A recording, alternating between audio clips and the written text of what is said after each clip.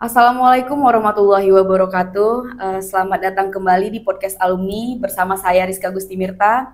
Kali ini kita kedatangan tamu seorang yang termasuk aktif di Kota Dumai, banyak mengikuti organisasi. Langsung saja kita sambut narasumber kita, Bang Budi Adrian Saputra. Selamat datang Bang di podcast kami. Baik, terima kasih undangannya Rizka. Bang Budi, boleh sedikit menceritakan Abang sekolah dari TK sampai... Dari TK? Iya, dari TK. Singkat aja, dari TK, SD, SMP, nanti SMK kita baru bernostalgia bareng. Oke. Sebelumnya saya sebenarnya lahir di Dumai ya. Saya lahir di Dumai dan dibesarkan di Dumai. Orang tua asli Dumai juga? Orang tua tidak, orang tua dari Sumatera Barat, Kabupaten Solok. Mengawali pendidikan TK ya, TK Bayangkari tahun 86 tamat. Kemudian saya melanjutkan SD di Negeri 005 Karanganyar. Kemudian lanjut ke SMP 1 negeri di Patimura. Habis itu lanjut lagi masuk STM Negeri Dumai. Abang TK di Bayangkari itu tinggalnya di daerah situ juga ya? Ya, saya tinggal di Kamboja. Di Kamboja. Dari awal lahir sampai sekarang atau gimana? Pernah pindah? Enggak. Dari awal lahir? Dari lahir orang tua udah di Kamboja, dan bahkan sampai saat ini pun saya masih tinggal di Kamboja. Berarti abang orang lama ya di Orang sana lama. Ya. Terkenal lah ya. Siapa yang nggak tahu Bang Budi ya? Besok Rizka tanya lah sama teman Rizka, banyak tuh orang di Kamboja tuh. Jadi Bang semasa sekolah dari SD lah ya. SD abang ada dapat apa ranking atau juara? Di kelas 1 saya masuk 10 besar, itu ranking 6. Kemudian di kelas 2 alhamdulillah dapat ranking 1. Di kelas 2? Di kelas 2 baru dapat ranking 1. Kelas 3 atau? Kelas 3, 4, 5, 6-nya itu udah masuk 3 besar. Menurun berarti ya? Menurun. Di kelas 2 aja yang... Kelas 2 aja yang tahu dari ranking 6 langsung ke ranking 1. Itu abis itu kan SMP 1 tuh? Ya. Itu SMP 1 keinginan abang yang masuk SMP 1 itu kan SMP 1 termasuk SMP favorit ya? Ya, ya. Di Kota Dumai? Jadi saat itu sebenarnya waktu SD itu ada keinginan sih, saya itu mau masuk pesantren Al-Huda. Sempat ada keinginan seperti itu. Pesantren Al-Huda di ini ya? Hang Tuah. Hang Tuah ya? Apa Ayam Muruk ya? Di situ. Sampai Hang Tuah itu kan Ayam Muruk. Cuman dengan segala pertimbangan akhirnya memutuskan ke SMP 1. Karena saat itu tuh masuk pesantren itu kayaknya keren gitu kan. Akhirnya kita berpikir, kemudian masukkan orang tua juga segala macam. Orang tua sih nggak ada masalah mau kemana kan. Akhirnya ya kita sepakat ke SMP 1 bersama kawan-kawan yang ada di lingkungan di Jalan Kamboja, masuk SMP 1. Masuk SMP 1 terus melanjutkan SMK. Ya, dulu STM, kerennya STM dulu. Sampai sekarang STM ya masih melekat ya, kan? Enggak, kalau sekarang udah SMK Negeri 2 Dumai. Oh, tapi terkenal juga Bang di Dumai itu kan panggilannya STM ya? Ya, SMK. Itu kemauan sendiri atau itu memang keinginan tuh. Oh, keinginan. Keinginan. Saya itu SMK atau STM itu sangat-sangat populer sekali. Jadi rasanya tapi kalau kan Bang SMA negeri kan populer juga pada saat itu. Ya. SMA 1, SMA 2 kan populer. Ya, cuman kan saya itu tuh kan kita berorientasi ya. Wah, kalau udah masuk STM kita bisa langsung kerja, kita udah punya kemahiran, kita udah punya skill, kan seperti itu saya itu tuh. Sehingga memutuskan STM dan hari itu kita ambil jurusan listrik.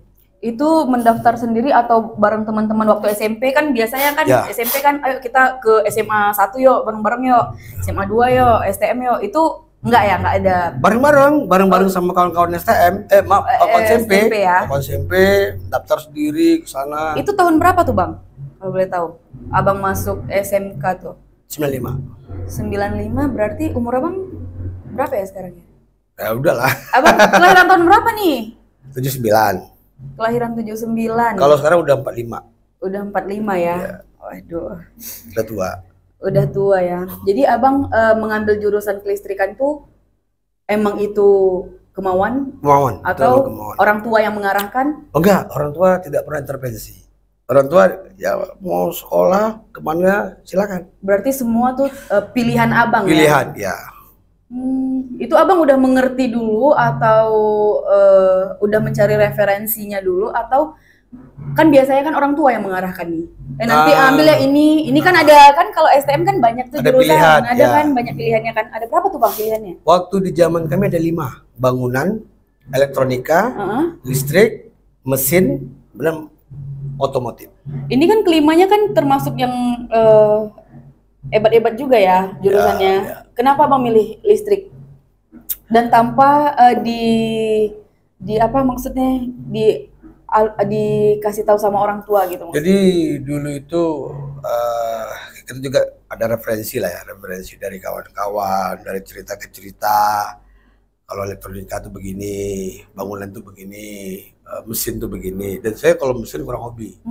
Tapi kalau listrik terkait instalasi ada minat saat itu, sehingga memutuskan memang masuk ke listrik ya. Masuk ke listrik. Ke listrik. Itu kan ada magangnya ya bang? Ada. Kalau di STM ya. Itu abang magang di mana tuh? Kemarin kami magang di Batam. Jadi ada beberapa pilihan-pilihan anak-anak STM itu dari 5 jurusan itu magangnya ke Batam. Di Batam. Ya, kalau biasa kita orang 3 bulan, kami 5 bulan. 5 bulan 5 ya? bulan. Itu dari sekolah yang memutuskan 5 bulan atau perusahaan yang minta? Sepertinya perusahaan yang minta. Memang pada saat kami ke sana itu banjir kerjaan mereka. Jadi perusahaan itu yang di Batam itu namanya PT Labtek Penta Internasional. Tentang kelistrikan? Situ lengkap. Listriknya ada, otomotifnya ada, mesinnya ada, elektronikanya ada. 5 bulan ya bang? 5 itu bulan magang tuh digaji apa enggak ya? Saat itu sebenarnya bukan gaji lah namanya. Misalnya ada uang makan. Ada uang makan ya. Makannya ada, kemudian penginapan disiapkan. Oh mes atau Ya, gimana tuh? kalau di situ kan mes lah. Atau berapa orang bang dormitory. dari jurusan abang yang lulus di magang di sana? Yang kami kemarin dari semua jurusan lebih kurang 24 orang. 24 orang? 24 orang. Nah, itu pilihan ya? Ya, jadi kenapa saya tahu 24? Kami itu satu kamar itu ada 4 orang. Ada 4 orang, kemudian ada 6 kamar. Berarti 24 orang saya itu. 24 orang. Abang gimana nih waktu di SMK ada nggak juara? Kalau di SMK pernah sekali juara 2. Juara 2? Juara di kelas 2. berapa tuh? Itu waktu kelas 2. Cuman begitu dulu ya, kita kalau juara nih orang tua kan dipanggil ke depan, dikasih buku. Itu berarti juara umum? Enggak, juara kelas saja. Oh, juara kelas. Dipanggil gitu kan. Ternyata setelah liburan masuk sekolah, juara 2 itu salah tulis. Jadi sebenarnya juara 3. Terus gimana tuh bang? Ya udah gimana lagi. Jadi saya punya teman namanya Bambang Sugianto. Jadi kami ada bertiga itu, Bambang Indra Kusuma yang juara 1, Bambang Sugianto juara 2. Abang masih hafal ya nama-nama? Masih, saya juara 3, ya kan. Jadi begitu sudah masuknya, wali kelas ngomong, Budi kemarin itu selang berapa jam tuh? Bukan selang berapa jam, setelah masuk. Setelah kita terima masuk, lapor, habis terima ya? lapor kan liburan nih. Habis itu kita masuk, dia bilang sama wali kelas, kemarin ibu salah tulis lah kata dia. Jadi berubah lagi? Lapor dikumpulkan lagi? Enggak, itu tetap aja. Tetap, berarti abang sampai sekarang di lapornya juara 2 ya? Jadi tidak ada komplain dari kawan-kawan, Bud, kalau itu tak sah juara kau tuh, balikkan bukunya. Jadi saya bilang, tak bisa. Baru udah diterima kok, mana bisa dibalikkan. Itu orang tua yang juara 2 gimana? Yang saya itu kan berarti bukunya cuma beda berapa bukunya. Ada dia dapat buku kan. Jadi Bambang Indra Kusuma juara 1, Bambang Sugianto juara 2, saya juara 3. Kalau nggak salah ranking 4-nya itu Dian Permanasari, ranking 5-nya Didi Darwanto. Dian berarti perempuan ya? Kan kalau STM 80%-nya laki-laki tuh bang. Listrik ada perempuan. Listrik kami berapa banyak. Orang? Kami kemarin lebih kurang 35 orang, 14 orang itu perempuan. Oh masih banyak ya? Masih banyak. Karena kalau di tahun sekarang laki-laki. Ini minim sekali perempuan. Dulu di jurusan kami aja, listrik sama elektronika itu memang banyak perempuan. Oh tapi kalau jurusan lain tuh bisa macam otomotif itu mungkin 1, 2. Oh iya. Kalau nggak salah dulu Kusuma kalau bagian otomotifnya.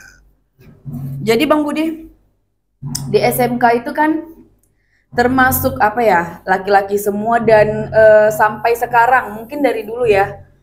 Itu pernah tawuran nggak abang di tahun abang? Di angkatan abang? Di angkatan kami ada beberapa kali tawuran. Abang ikut? Itu dia persoalannya. Setiap tawuran saya tak pernah ikut. Tapi saya tidak menampakkan diri tidak ikut gitu loh. Misal gini nih, ngumpul nih, kita kan mau tawuran nih, kita ada titik kumpulnya kawan-kawan kan. Udah kita ngumpul gini-gini, habis itu kita mau ke saat itu sama slang, sama lancang kuning. Slang ya. lancang kuning, iya. Saya saat itu ikut menyemangati kawan-kawan, yuk siapa lagi bawa? Kompor ya, berarti goreng-goreng. Kompor enggak sih, cuman kita jangan nampak kita tidak ikut gitu kan. Yuk Syanu mana, ayo aja, panggil gitulah kan, biar lebih ramai. Tapi begitu kawan-kawan sudah bergerak ke lancang kuning, saya pulang. Saya dulu kan sekolah pakai sepeda nih, pakai sepeda. Saya dan beberapa kawan-kawan itu pulang. Jadi waktu cerita mau perang, mau kelahi gitu, ya kita nggak matahkan.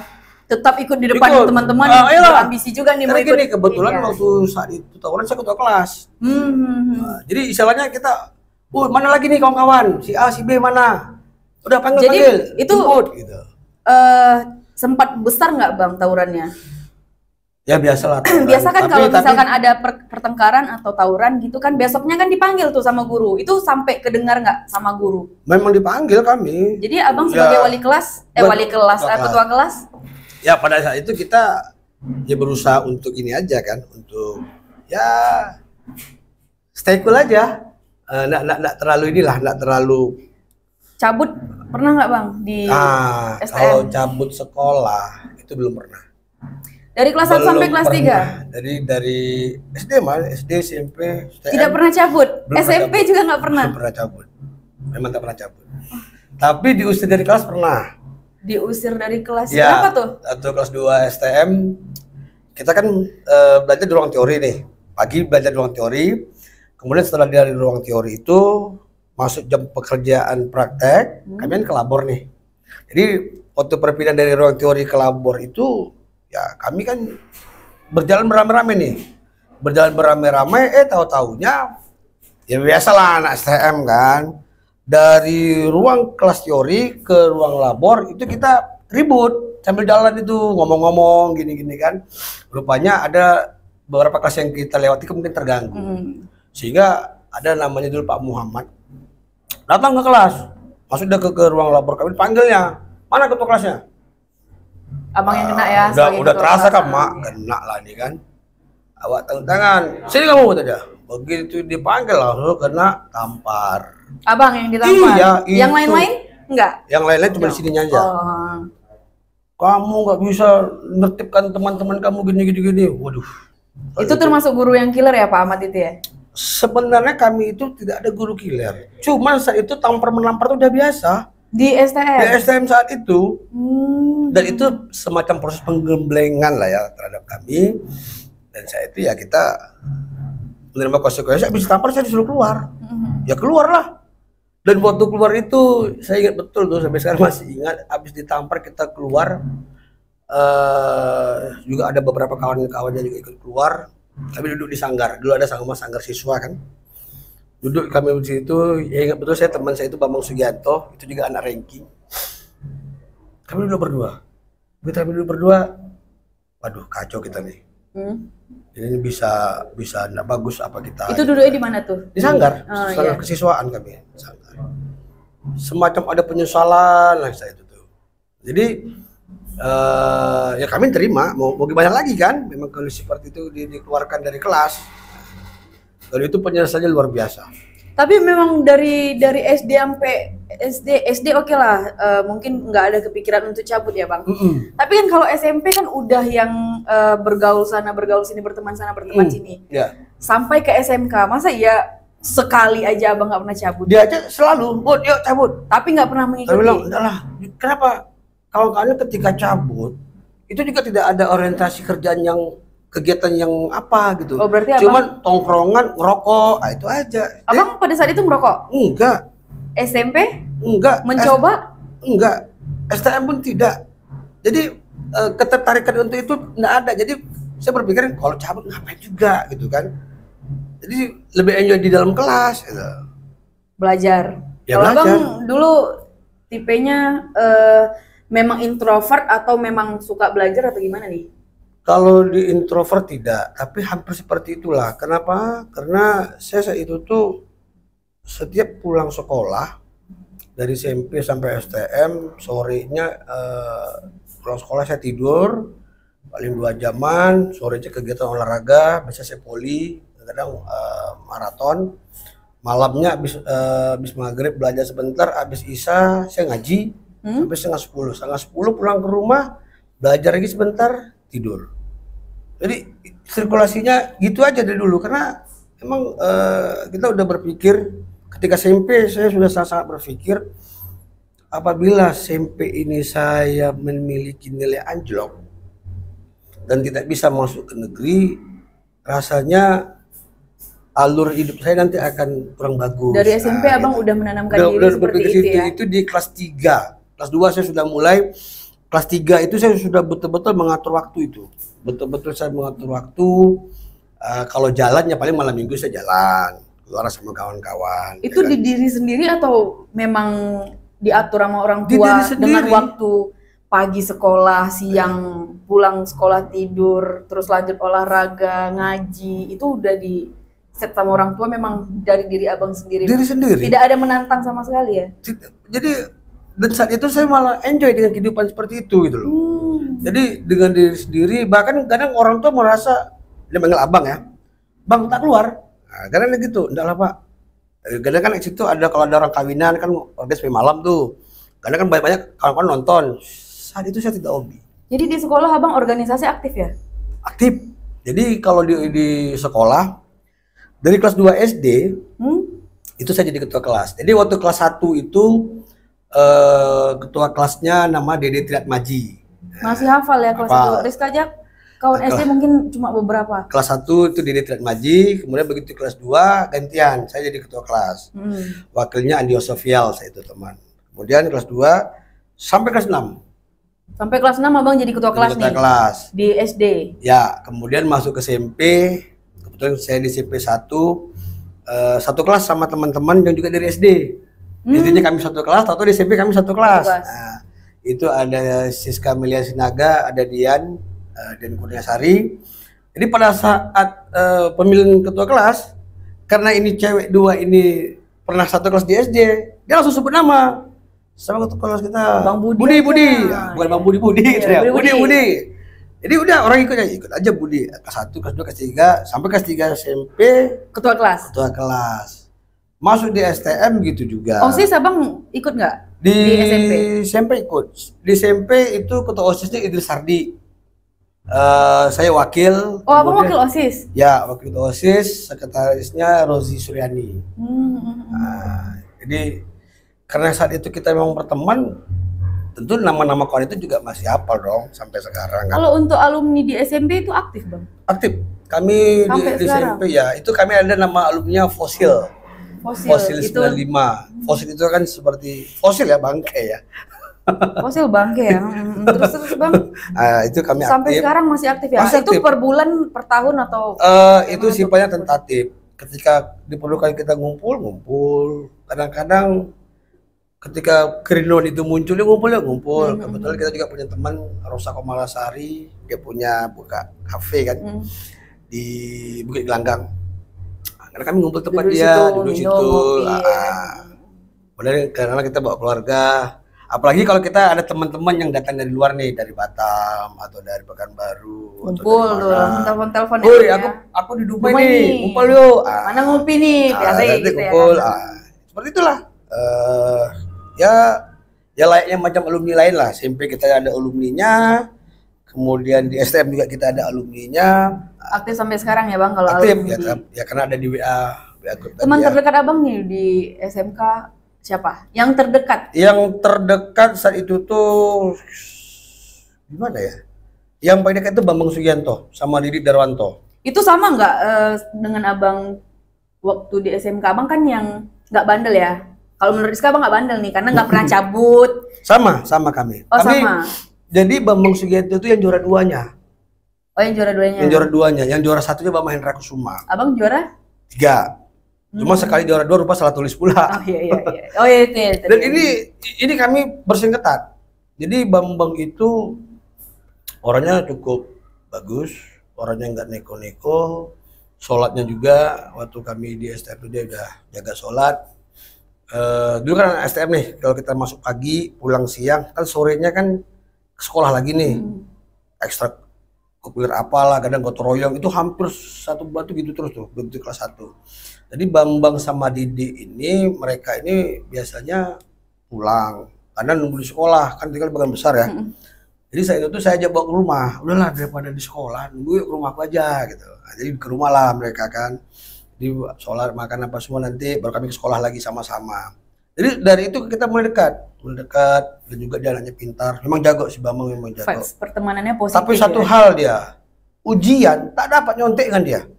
Oh, dia memang tak mau dah. Tapi karena memang juara juga, berarti kan belajar juga kan? Ya, karena kan tentu ada 1-2 mungkin pertanyaan yang saya ragu. Jadi mau nanya satu jawaban pun nggak mau dikasih tahu. Iya, jadi saya pernah ingat betul tuh soalnya jamaah yang sholatnya telat, dia sholat pada saat setelah imam membaca amin. Saya ingat betul pertanyaan itu, dia saya tanya sama dia, bang, apa gitu kan? Dia pura-pura peka, pura-pura tak dengar. Begitu selesai, dia keluar duluan. Banyak tuh. Oh, teman-teman saya memang gitu saya bilang, kau memang gitu lah. Apa kata dia? Kau belajar? Oh, aku belajar. Saya bilang, saya itu tuh udah oke. Tapi kalau di luar ujian, dia boleh nyontek PR lah, apa semua boleh. Boleh, tapi pas di ujian dia memang nggak mau ngasih tahu. Dan dia hari ini cukup berhasil. Oh iya bang. Cukup berhasil. Dia juga udah sampai punya pabrik, punya apa semua di Bandung. Dia melanjutkan kuliah di ITB desa itu. Sekarang di Bandung. Sekarang di Bandung. Jadi Bang Budi, guru yang kalau masuk satu kelas takut, males lah pelajaran bapak nih gitu. Ada nggak? Ada, STM tapi udah almarhum. Udah almarhum. Kenapa tuh males? Bapak itu termasuk killer atau gimana? Killer. Main pukul. Dulu kami karena udah sepak ditendang. Tapi asik gitu loh. Tapi asik. Untungnya dulu nggak ada, itu udah ada zaman HP belum? Belum. Kalau sekarang kan guru main tangan dikit apa-apa viral gitu. Iya, tahun 95, 96 tuh belum ada seperti itu. Belum ada seperti itu ya. 96 saya. Tapi itu sebenarnya kalau untuk mukul apa segala macam itu untuk mendidik. Saat itu Saat itu kita lihat. Dan itu jujur saya akui, ketika di STM banyak hal yang terjadi yang membantu proses pada diri saya. Dari PBB-nya, kemudian sistem sekolahnya. Dan saat itu saya memang menikmati sekali. OSIS-nya saya juga ikut, di Pramuka juga ikut. Dan banyak di situ pembelajaran yang arti saya rasa cikal bakal lah. Cikal bakal saya bisa senang sama organisasi di situ. Di Pramuka saya digembleng, sempat juga masuk ke DKC ya, dengan kerja cabang di Pramuka. Sempat juga mengikuti beberapa kegiatan-kegiatan yang mewakili atas nama Dumai ataupun atas nama sekolah. Itu Pramuka abang gabungnya di STM tuh ya? STM. Sampai Sebelumnya saya sempat di SMP dulu masih penegak. Penggalang. Di STM saya masuk di penegak. Habis itu sebentar saya masuk ranking ikut lagi. Kenapa? Karena udah beda komunitas lagi kan. Ketika saya kuliah anak Pramuka udah nggak ada lagi. Justru di kuliah saya ikut HMI. Abang kuliah di mana tuh? Di Politeknik Universitas Andalas, Padang. Itu kemauan sendiri, daftar sendiri atau gimana? Daftar sendiri. Tapi kan abang magang ya kemarin ya? Ya. Itu biasa kan kalau magang, kalau kinerja kita bagus pas magang kan tamat STM kan langsung dipanggil kerja tuh di situ. Itu abang nggak? Jadi waktu magang kami kemarin itu memang diminta bagi yang mau melanjutkan bekerja di PT Laptek itu diterima. Jadi kemarin itu ada beberapa kawan-kawan yang ngambil, macam Juli, Husni ngambil dia, kawan-kawan saya itu ngambil. Tapi karena kemarin itu saya masih kuat keinginan untuk belajar, pengen kuliah. Jadi kita tak ambil. Tapi sebenarnya abang dapat tuh tawaran kerja di sana. Kebetulan waktu untuk yang kami 24 orang itu saya dianggap yang terbaik. terbaik itu mungkin komunikasi kita lah, ya kan. Dan pada saat perpisahan kami lah yang magang pakai acara perpisahan. Jadi saya diberi kesempatan untuk beri kata sambutan waktu perpisahan itu. Mungkin kita break sebentar dulu ya Bang ya. Biar Mungkin kopi-kopi kita ya. break sebentar dulu. Kita lanjut sesaat lagi. Bang Budi. Ya. Jadi dari semasa sekolah ya, memang tidak ada kebandelan yang Abang buat ya? Ada. Cuman ya standar kebandelan apa lah ya, anak-anak lah ya. Apa? Soalnya Abang nggak pernah cabut, ngerokok enggak? Mungkin bandelnya di sisi lain. Mungkin apa tuh? Coba. susah juga. Berarti nggak ada? Memang kelahi tidak pernah. Ngerokok belum. Pacaran udah nggak tuh? Pacaran sudah. Dari kelas? Saya pacaran biasalah. Pacaran anak-anak sekolah lah. Pacaran normal ya? Normal. Biasa aja pacaran. Tapi tidak ada. Berarti itu aja. Apa nih yang menurut abang tuh bandel waktu sekolah tuh apa? Balap-balap? Tak punya motor. Pakai sepeda ya? Pakai sepeda. Jadi tidak ada? Tidak ada. Mungkin ya nakal pasti ada lah nakal ya. Cuman mungkin nakal ganggu orang atau ngusin orang paling itu. Itu aja ya? Itu aja. Masih normal. Berarti itu nggak bandel Bang kalau menurut Rizka ya? Ya. Terus itu tergantung Rizka menilai lah kan. Tapi kayaknya sekarang nih tidak Rizka lihat apa ya? Ada kebandelan, ada kenakalan bapak-bapak gitu. Ada kenakalan bapak-bapak. Biasa kan ada juga tuh Bang, yang telat nakal Abang yang enggak kayak gitu ya? Kayaknya tidak. Tidak. Terus oke, semasa kita lanjut di kuliah itu Abang di UNAN ya? Ya, Politeknik Universitas Andalas. Dulu namanya Politeknik Berapa UNAN. tahun Abang kuliah Bang? 3 tahun. Karena itu memang D3. Oh D3 ya itu ya? Maka saya tak pernah pakai gelar itu kan. Gelarnya kan apa Budi tuh? Andreas Saputra AMD. Itu jurusan apa Bang? Masih teknik listrik. Masih teknik listrik. Teknik listrik. Terus Abang tamat kuliah tuh masuk kerja? Lanjut kerja? Tamat kuliah. Masih kelistrikan juga? Di bidang kelistrikan atau gimana? Itu dia. Tamat kuliah saya tidak pernah bekerja tentang listrik. Padahal SMK mengikuti listrik, kuliah mengikuti listrik. Begitu. Tapi sekarang yang Rizka tahu Abang nih ketua Percasi, terus ikut KONI, apalagi ya? Ya bla bla bla lah. Partai. YouTuber, MC. Ya. Itu tidak ada sama sekali hubungan listrik nggak ada. Hubungan listrik nggak ada ya Bang? Ada. Tidak pernah bekerja yang tentang kelistrikan sama sekali? Atau entah 1 bulan, 2 bulan? Tak pernah. Jadi gini,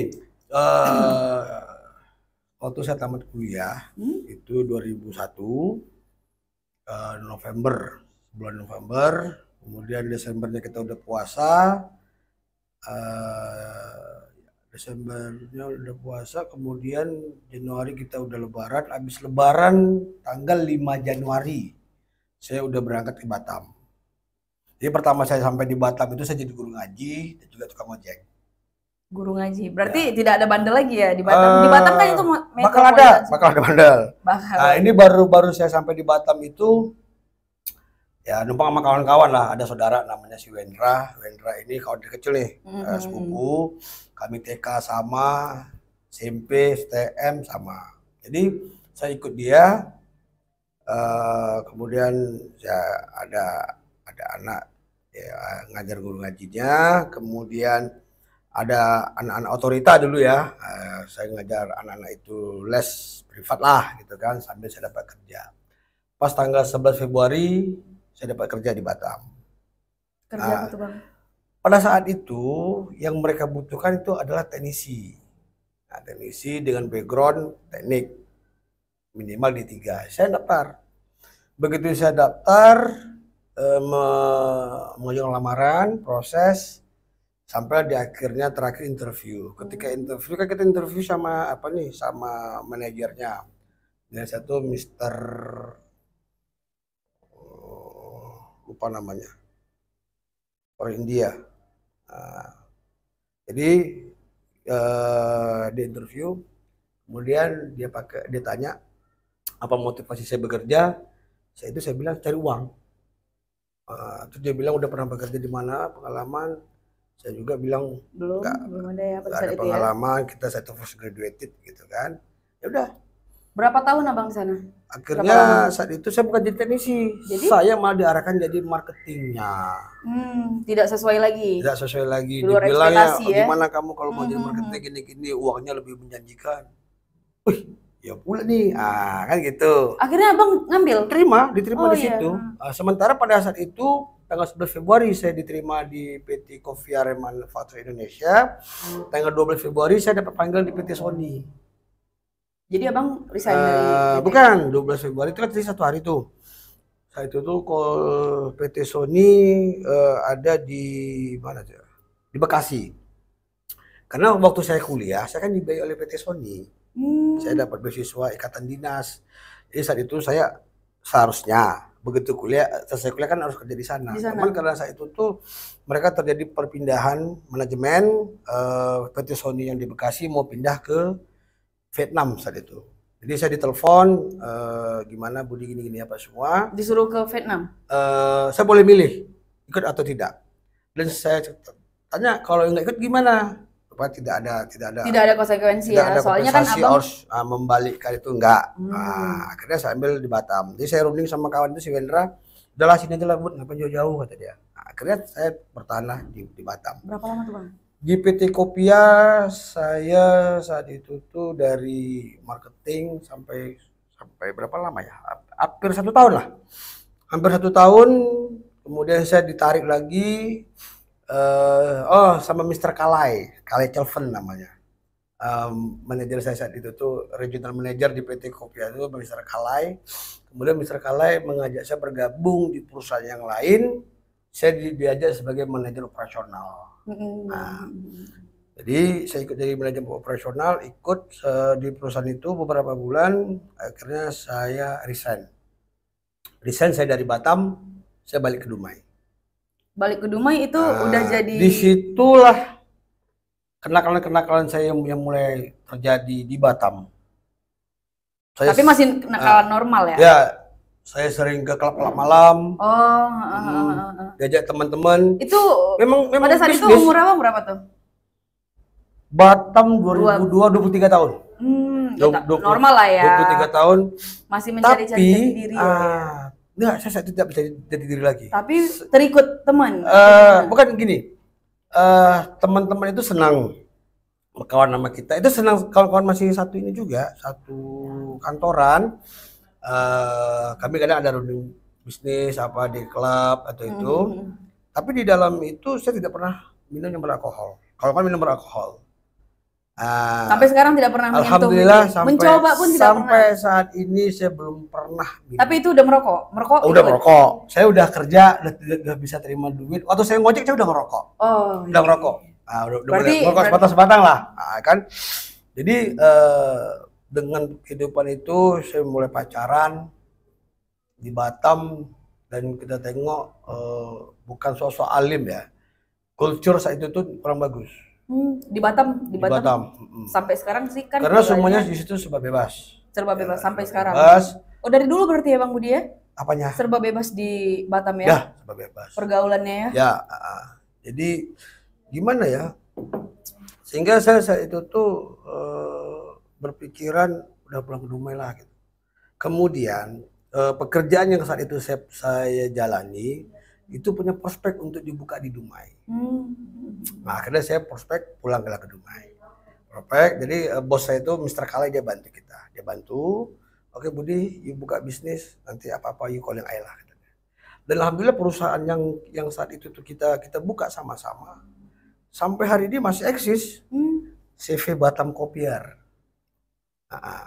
Dan sekarang udah cukup besar perusahaannya. Itu sama bos-bos di sana tuh masih berhubungan baik apa? Masih. Bahkan kemarin ketika kita ada event nyalek dia bantu kok. Oh iya? Iya. Jadi di Dumai saya buka juga namanya Dumai Kopiar. Apa tuh bisnis yang sama? Maksudnya perusahaan yang sama? Bukan.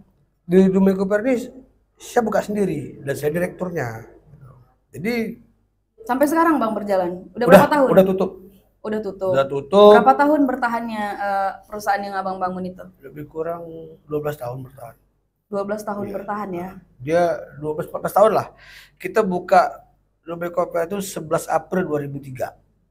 Jadi abang pulang ke Dumai itu pada tahun berapa ya bang ya? 2003 2003 awal. Jadi kerjanya gimana? Jadi saat itu kan kita kerjakan di mesin fotokopi.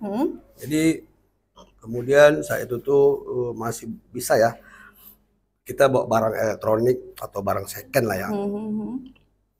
Kita masih bisa bawa dari luar, dari Singapura. Jadi saat itu tuh saya buka di Dumai. Jadi dalam minimal 1 kali 3 minggu saya ke Singapura, ke Batam, di kawan-kawan, belanja di Singapura, beli mesin fotokopi. Jadi basic saya kemarin juga sempat jadi teknisi mesin fotokopi. Jadi abang mengikuti catur ini sejak kapan? Kalau catur itu kan hobi ya.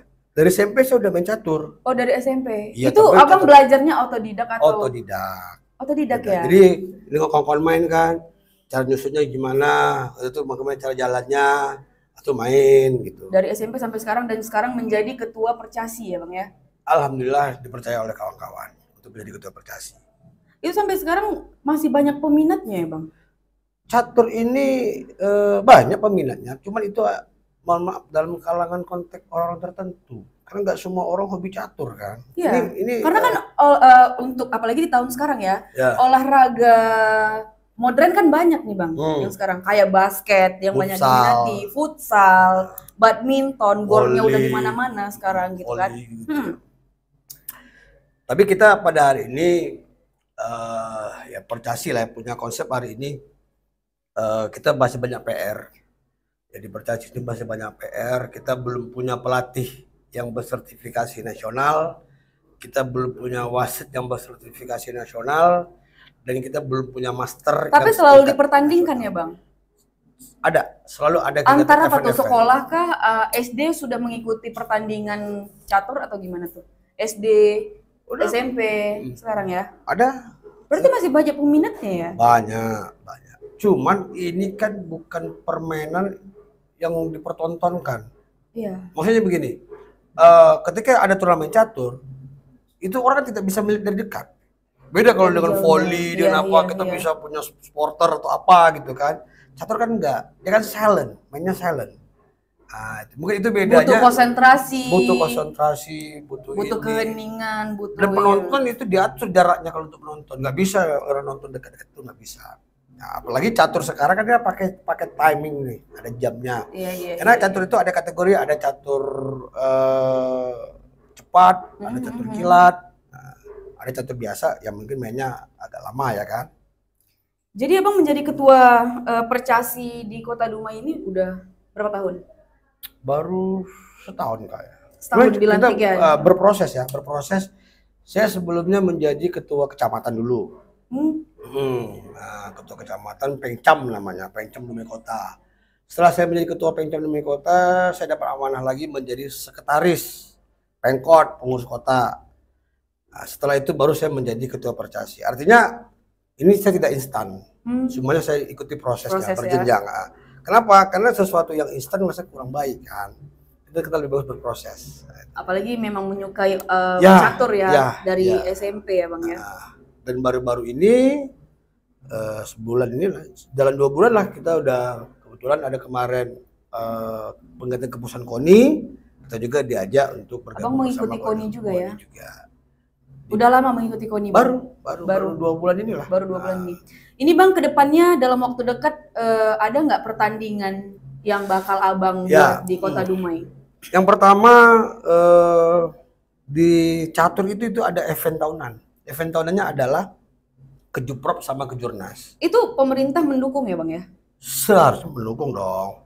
Jadi pada tahun ini pemerintah di 2024 kalau tidak salah ada mengadakan Kejurkot.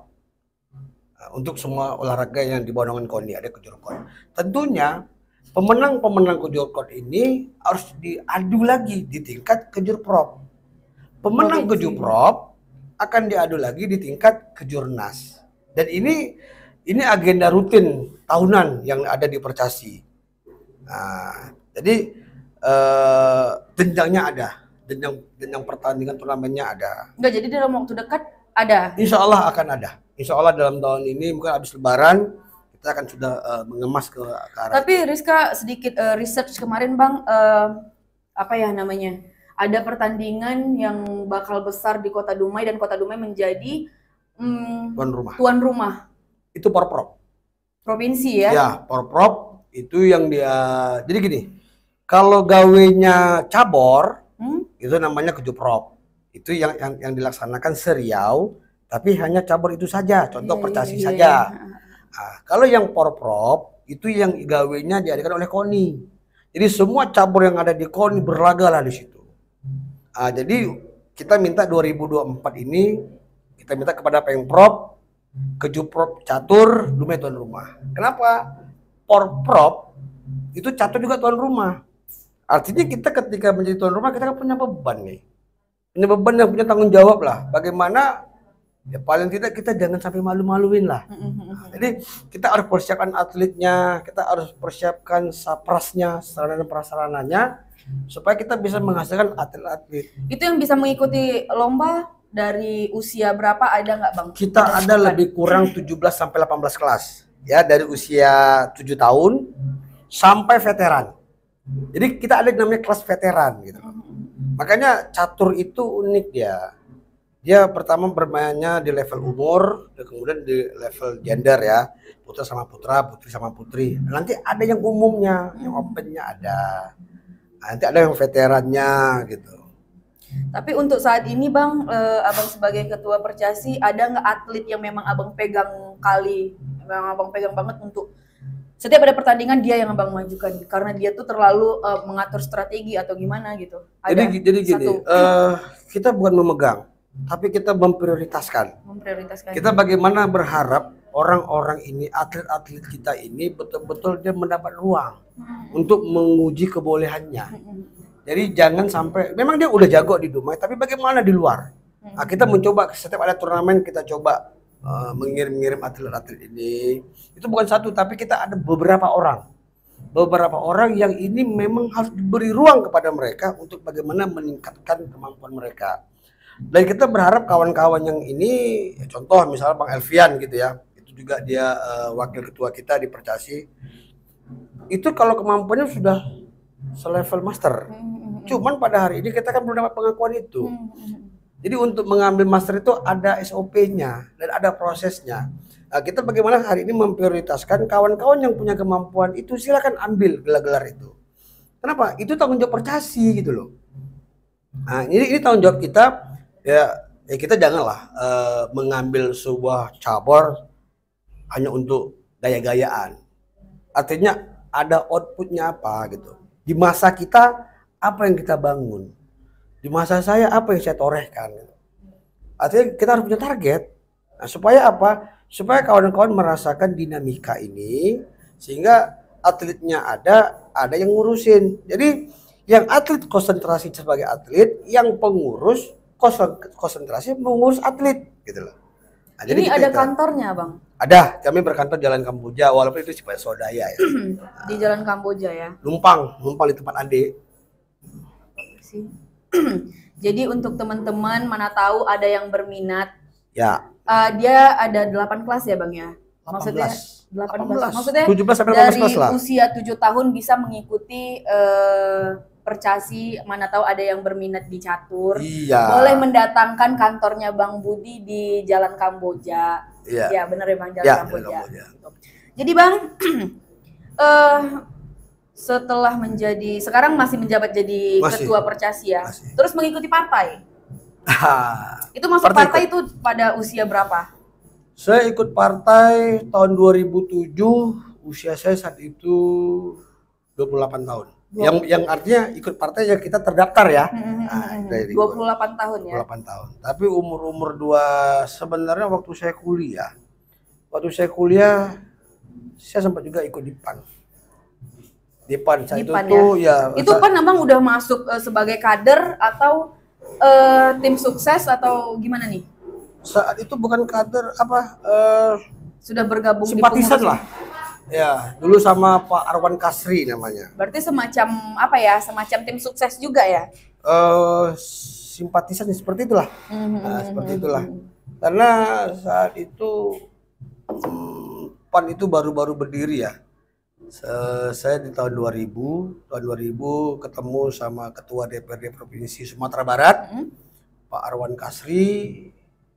Ya, dia sempat memberi ruang kepada saya bermain di kantornya, di ruang pimpinan, dan cerita sama dia bagaimana itu partai, khususnya PAN ya, bagaimana itu, kemudian bagaimana memberikan pandangan terhadap ideologi berpolitik. Di situ banyak kita.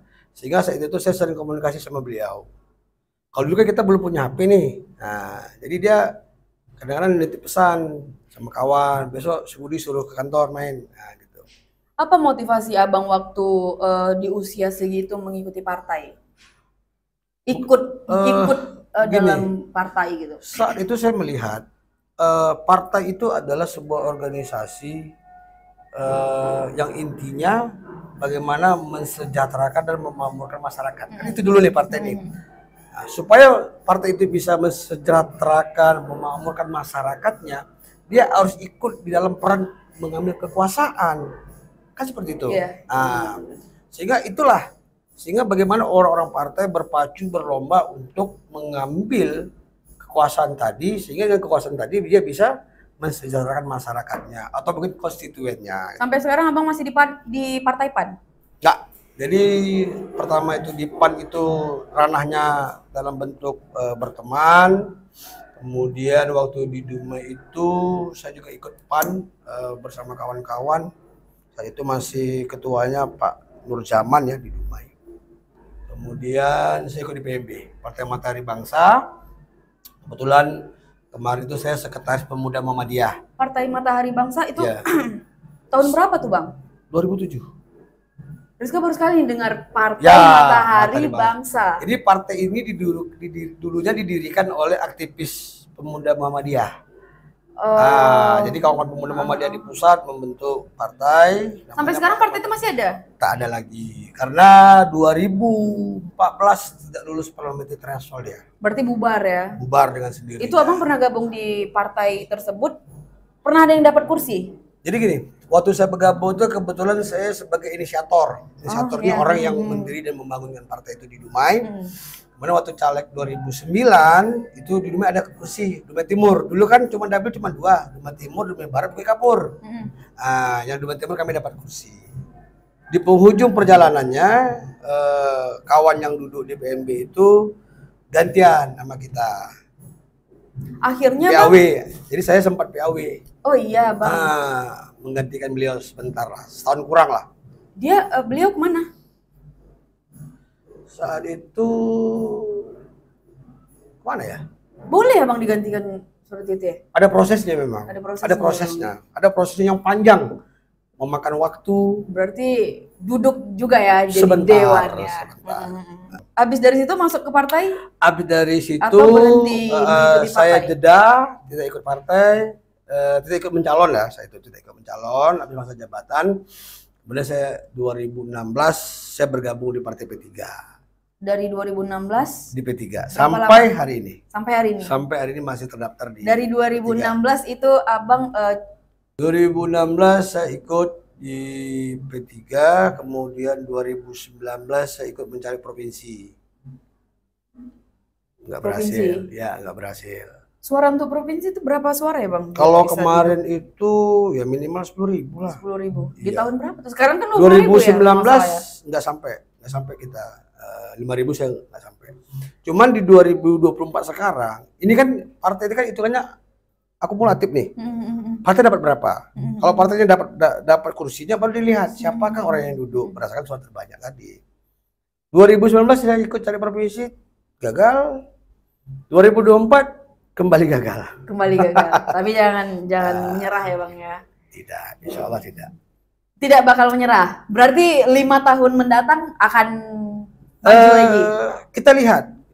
Kalau kita bicara untuk 2005 tahun akan datang, rasa terlalu prematur lah. Tapi nih Bang Budi sebagai orang yang maju mengikuti partai dari usia muda ya, berarti kan itu masih bisa disebut usia muda. Ya, usia muda.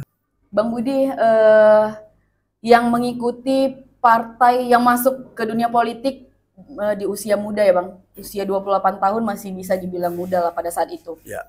menggeluti politik di usia muda. Rizka kan mengikuti juga nih politik, Bang.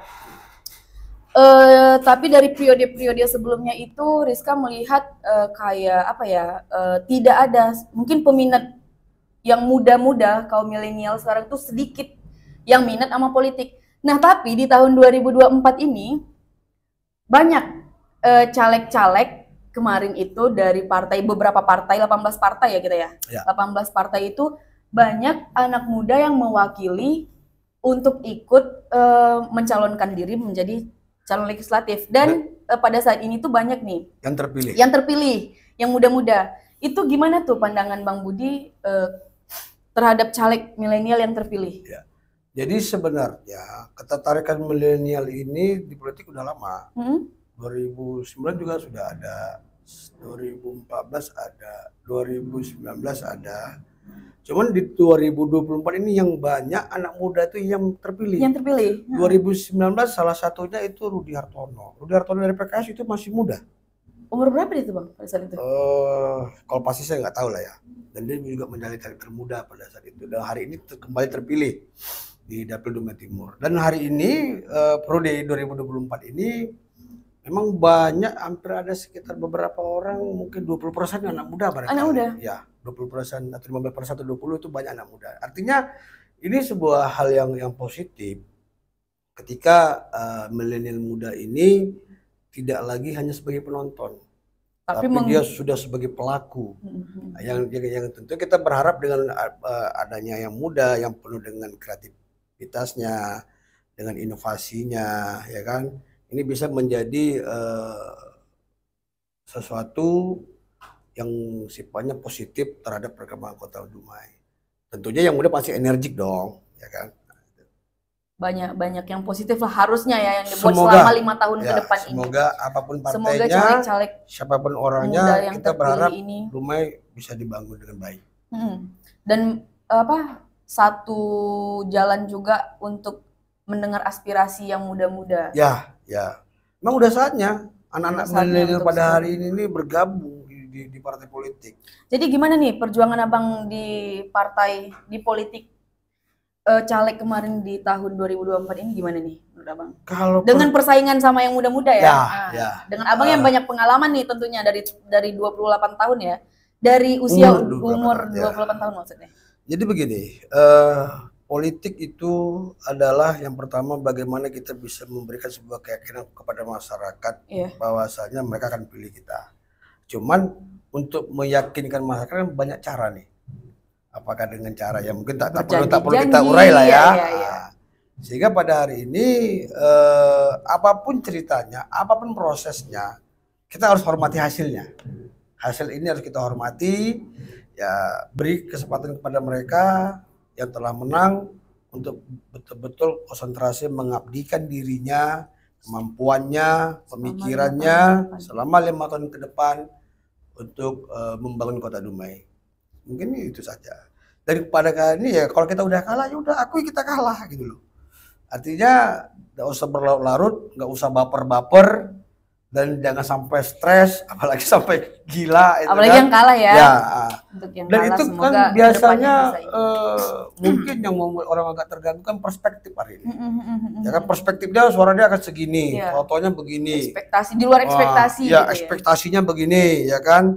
Dia menggelontorkan uang sekian. Tapi Abang termasuk yang down nggak dengan di luar ekspektasi suara yang Abang kalau secara jujur ya down ya tetap down. Cuma kita kan nggak perlu berlama-lama kita down kan. Dan itu kan Rizka kan bisa lihat sendiri. Bisa dong. Artinya kan saya nggak down gitu loh.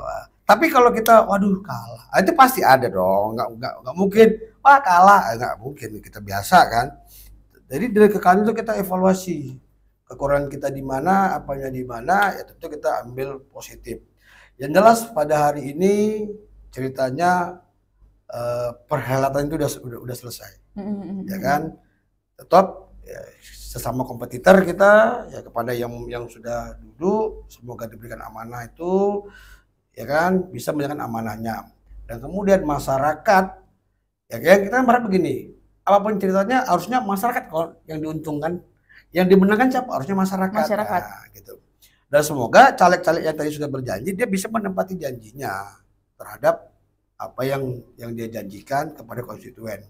Dan kita sadar konstituennya juga tentu berharap, wah ini caleg aku udah duduk, mudah-mudahan bisa begini, bisa begini, bisa begini. Kenapa? Paling tidak dengan adanya masyarakat itu dia memegang seorang caleg ini bisa membantu dia dalam persoalan sosialnya, ya kan? Mungkin terkait masalah infrastruktur di daerah itu, mungkin dia bisa bantu membangun dengan pokir-pokirnya gitu. Dan bisa meningkatkan juga peran SDM yang ada di situ. Berarti untuk pribadi Bang Budi sendiri melihat caleg muda yang terpilih itu tidak menjadi masalah ya? Justru saya suka. Wah, ini mantap ini anak-anak muda. Dengan pengalaman dia yang minim mungkin jadi begini, kalau kita bicara pengalaman tentu anak muda kita beri kesempatan dong. Iya. Ya kan, kalau nggak ada kesempatan bagaimana dia punya pengalaman? Ya, jadi biarkan mereka bekerja, support mereka, ya kan, untuk demi ke depan. Kenapa? Perhelatan itu sudah usai.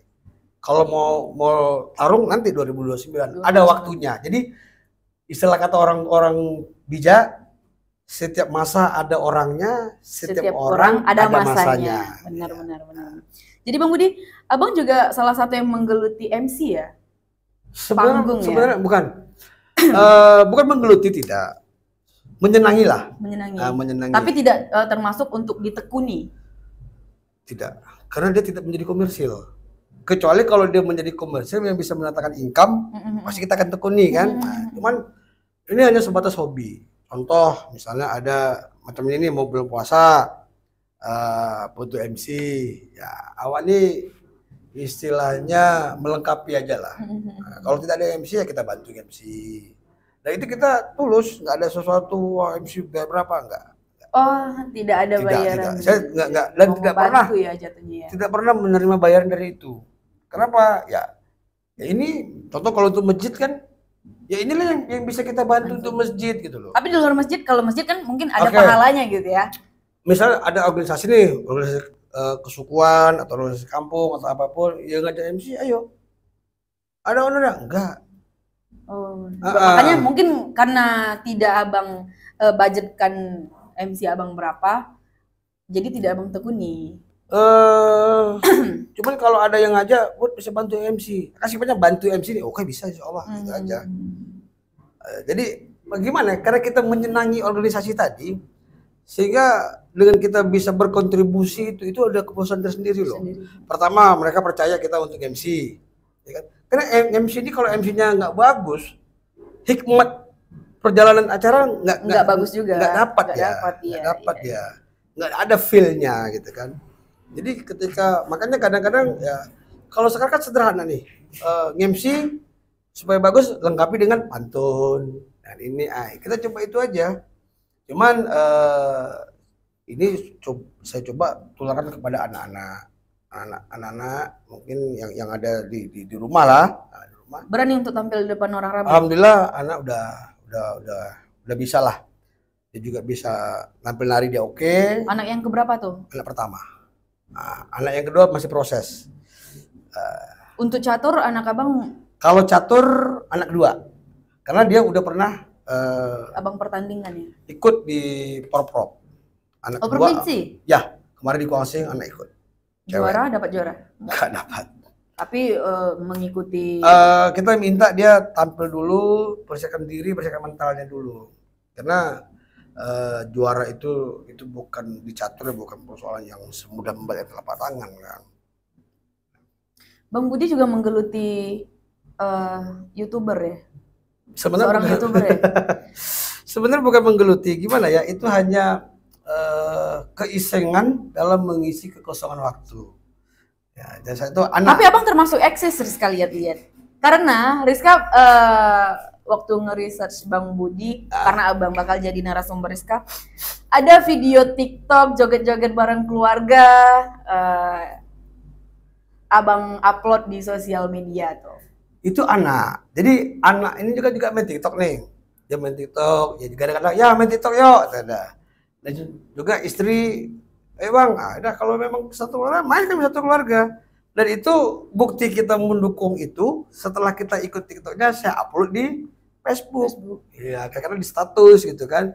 Kelihatan ya keluarga harmonisnya, ketawa bareng-bareng. Harmonis enggak juga lah. Kami hanya menyimpan kesedihan kami aja. Oh, ya. Terus mungkin ada harapan Abang untuk anak muda sekarang supaya bisa minat juga ke catur, gimana tuh? Sebenarnya mana tahu ada yang ingin Abang sampaikan ke milenial sekarang untuk ikut bergabung, bagaimana? Ini tidak hanya catur saja.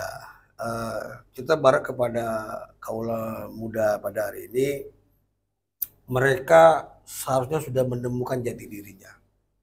Apakah dia sebagai seorang pengusaha kah, atau seorang entrepreneur kah, atau apapun itu, sehingga dia tahu arahnya dan tidak lagi berada pada ajang coba-coba atau ikut-ikutan. Oh ini ada misalnya ikut catur, ternyata dia tidak berbakat dan berminat. Bisa saja mungkin hobinya karate, silakan ambil olahraga yang positif, yang tentunya yang dia senangi. Ketika dia menyenangi itu, dan ketika dia menjalani, dia akan enjoy gitu loh. Daripada dia menjalani tapi ada keterpaksaan, ada beban gitu. Jadi silakan, yang punya bakat di olahraga, yang bakat di politik, yang bakatnya di seni. Jadi gimana nih Bang? Abang kan yang ikut KONI nih. Ada anak muda mungkin beberapa yang milenial lah, kalau milenial nih belum tahu caranya. Mereka ini tidak dapat wadah atau tempatnya, tidak mengerti KONI gitu. Tidak tahu KONI. Jadi kayak sebenarnya mereka ini bisa nih basket. KONI merangkap ya Bang, semua olahraga. Jadi KONI itu tempat berhimpunnya cabang olahraga. Jadi misalnya nih anak tadi dia hobinya basket. Tidak bisa kalau memang dia ke KONI langsung. Serius? Enggak mesti ke KONI, dia ke caburnya dulu, ke basketnya dulu. Jadi KONI ini adalah orang-orang yang ngurusin semua cabur. Iya. Sebenarnya KONI tidak mengurusi atlet. Yang mengurusi atlet cabur. Cuman KONI memfasilitasi cabur tadi.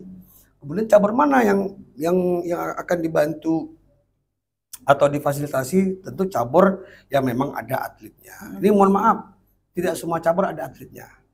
Karena apa, di rumah ini kita juga terbatas dengan kondisi alam, dengan kondisi tempat ya. Jadi seperti itulah kondisinya. Jadi kalau memang ada kaula muda, milenial, hobi, sekarang gamers juga kan udah ada juga nih, apanya kan tempat Mobile Legends, itu sudah ada. Turnamen-turnamen, silakan cari apanya, kemana berinduknya.